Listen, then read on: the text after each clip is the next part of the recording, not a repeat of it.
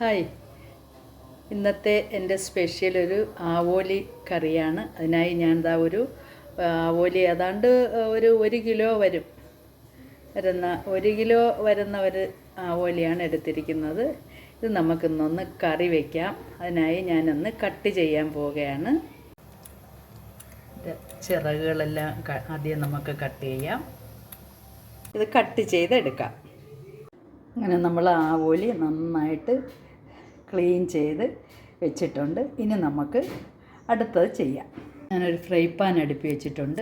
ഇനി ഇതിലോട്ട് ഒരു 2 ടീസ്പൂൺ വെളിച്ചെണ്ണ ഒഴിക്കാം. ഒരു 2 ടീസ്പൂൺ വെളിച്ചെണ്ണ ഞാൻ ഇതിലേക്കായിട്ട് ഒഴിച്ചിട്ടുണ്ട്. ഇനി നമുക്കൊരു മീഡിയം സൈസിൽ ഒരു സവാള എണ്ണ ചൂടായിട്ടുണ്ട്, അതിലോട്ട് ഇടാം.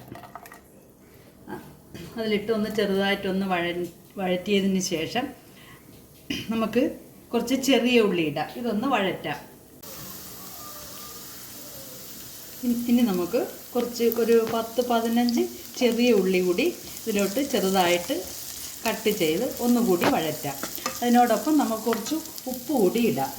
ഉപ്പിട്ട് കഴിയുമ്പോൾ അത് പെട്ടെന്നൊന്ന് വഴണ്ടി കിട്ടും.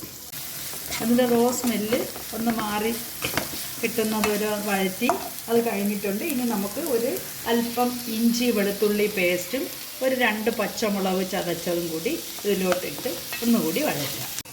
നന്നായി ഏതാണ്ടൊരു ബ്രൗണിഷ് കളറായിട്ടുണ്ട്. ഇനി നമുക്കൊരു 2 ചെറിയ തക്കാളി ചെറുതായി അരിഞ്ഞത് കൂടി ഇതിലിട്ട് നന്നായിട്ടൊന്ന് വഴറ്റാം.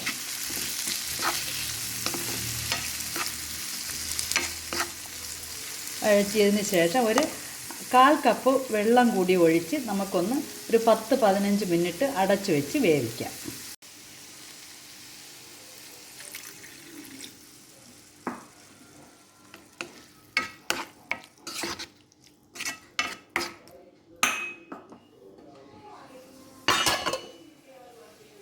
നമുക്കൊന്ന് തുറന്ന് നോക്കാം. ഏതാണ്ട് ആ വെള്ളത്തിൻ്റെ ഇതെല്ലാം മാറി നല്ല ഏതാണ്ട് ഒരു കുഴമ്പ് പരുവത്തിൽ വന്നിട്ടുണ്ട്. ഇനി ഇത് നമുക്ക് തണുത്തതിന് ശേഷം ഒരു മിക്സിയുടെ ജാറിലിട്ട് നന്നായിട്ടൊന്ന് അടിച്ചെടുക്കാം. ഇനി ഞാൻ വേറൊരു ചട്ടി അടുപ്പിൽ വെച്ചിട്ടുണ്ട്. അതിലേക്കായി ഒരു 2 ടീസ്പൂൺ വെളിച്ചെണ്ണ ഒഴിക്കാം. ഒരു 1/4 ടീസ്പൂൺ ഉലുവപ്പൊടി ഇടാം. ഉലുവ പൊടിയല്ല, ഉലുവ.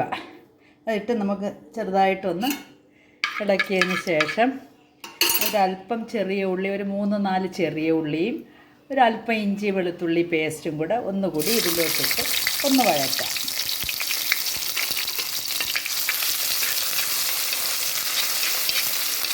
ഇനി നമുക്കിതിലേക്ക് വേണ്ടുന്ന മസാലകൾ ചേർക്കാം.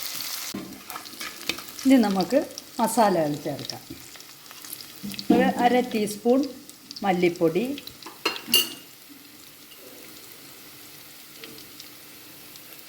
2 ടീസ്പൂൺ കാശ്മീരി ചില്ലി, 1 ടീസ്പൂൺ സാദാ മുളക് പൊടി. ഇതൊക്കെ നന്നായിട്ടൊന്ന് അതിൻ്റെ പച്ചമണം മാറുന്നത് വരെ നല്ലതുപോലെ ഒന്ന് ഇളക്കിയതിന് ശേഷം നമ്മൾ നേരത്തെ തക്കാളി, ചെറിയ ഉള്ളി, സവാള, ഇഞ്ചി വെളുത്തുള്ളി പേസ്റ്റ് അതെല്ലാം കൂടെ വഴറ്റി വെച്ചത് മിക്സിയിൽ അടിച്ചത് കൂടി നമുക്കിതിലോട്ട് ഇടാം. ഇതിൻ്റെ മെയിൻ ഇൻഗ്രീഡിയൻസ് ഞാൻ വിട്ടുപോയി. ഇതാ ഒരു നെല്ലിക്ക വലിപ്പത്തിൽ ഒരു പുളി എടുത്തിട്ടുണ്ട്. അത് നമുക്കൊന്ന് വെള്ളം ഒഴിച്ച് വെക്കാം. നമ്മൾ എടുത്തു വെച്ചിരുന്ന ആ പുളി നല്ലതായിട്ട് പിഴിഞ്ഞതായി ഇതിലോട്ട് ഒഴിക്കാം. ഇത് നമ്മൾ അടിച്ചു വെച്ചിരുന്ന നമ്മളെ കൂട്ടി ഇതിലോട്ട് ഒഴിക്കാം. ഒരല്പം വെള്ളം കൂടി ഇതിലോട്ട് ആ മിക്സിയുടെ ജാറിലോട്ട് നമുക്ക് കഴുകി അതിലോട്ട് ഇത് നന്നായിട്ട് നമുക്കൊന്ന് മിക്സ് ചെയ്യാം. ഇനി ഒരല്പം വെള്ളം കൂടി നമുക്കിതിലോട്ട് മിക്സ് ചെയ്യാം. എന്നിട്ടിത് നന്നായിട്ട് തിളച്ചതിന് ശേഷം നമുക്ക് മീനിടാം. ഞാൻ മഞ്ഞൾപ്പൊടി ഇടാൻ വിട്ടുപോയായിരുന്നു. ഒരു 1/4 ടീസ്പൂൺ മഞ്ഞൾപ്പൊടി കൂടി ഇട്ട് മിക്സ് ചെയ്തതിന് ശേഷം നമുക്ക് അടച്ച് വെച്ച് ഒരു നന്നായിട്ട് തിളച്ചതിന് ശേഷം നമുക്ക് മീനിടാം. നമ്മൾ ഗ്രേവി നന്നായി തിളച്ച് വന്നിട്ടുണ്ട്. ഇനി നമുക്ക് ഓരോ മീനുകളായിട്ട് ഇതിലോട്ട് ഇടാം.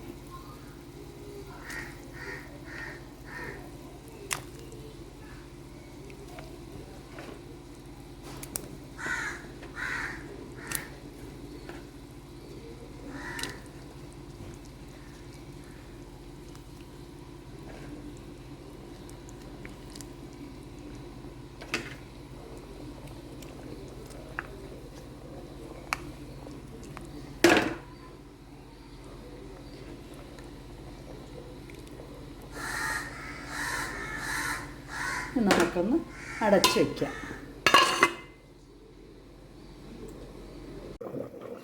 നമുക്കിനി ഒന്ന് കറി തുറന്ന് നോക്കാം. നല്ല അടിപൊളി ആയിട്ട് തിളച്ച് വന്നിട്ടുണ്ട്. ഇനി നമുക്കിതിൻ്റെ മുകളിൽ അല്പം കറിവേപ്പില ഇടാം, കൂടെ അല്പം മല്ലിയില കൂടി ഇടാം. ഇത് നമുക്ക് അടച്ചങ്ങ് വയ്ക്കാം. വെച്ചിട്ട് നമുക്കൊന്ന് താളിക്ക കൂടി ചെയ്യാം. പാൻ ചൂടായിട്ടുണ്ട്. ഒരു അര ടീസ്പൂൺ വെളിച്ചെണ്ണ ഒഴിച്ചിട്ടുണ്ട്. ഇനി നമുക്ക് ചെറിയ ഉള്ളി, ഒരു 2-3 പീസ് ചെറിയ ഉള്ളി അരിഞ്ഞതും ഇട്ടൊന്ന് നന്നായിട്ട് മൂപ്പിച്ചതിന് ശേഷം നമുക്കതിലോട്ട് ഒഴിക്കാം. 2 തണ്ട് കറിവേപ്പില കൂടി ഇടാം.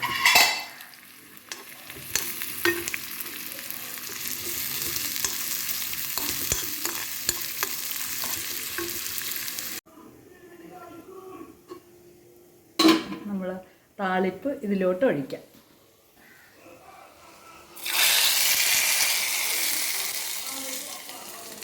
ആവോലി കറി റെഡി ആയിട്ടുണ്ട്.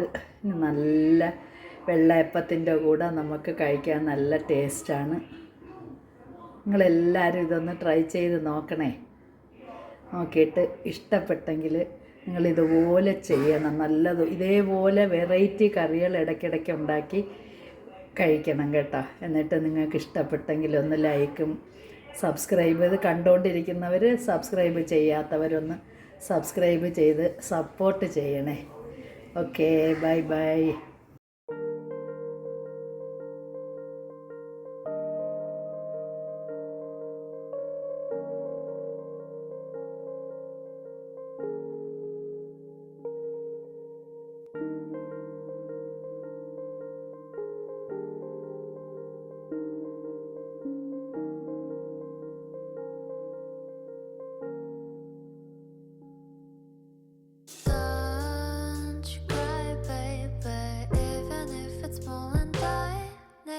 Don't cry, baby, even if it's more than strength.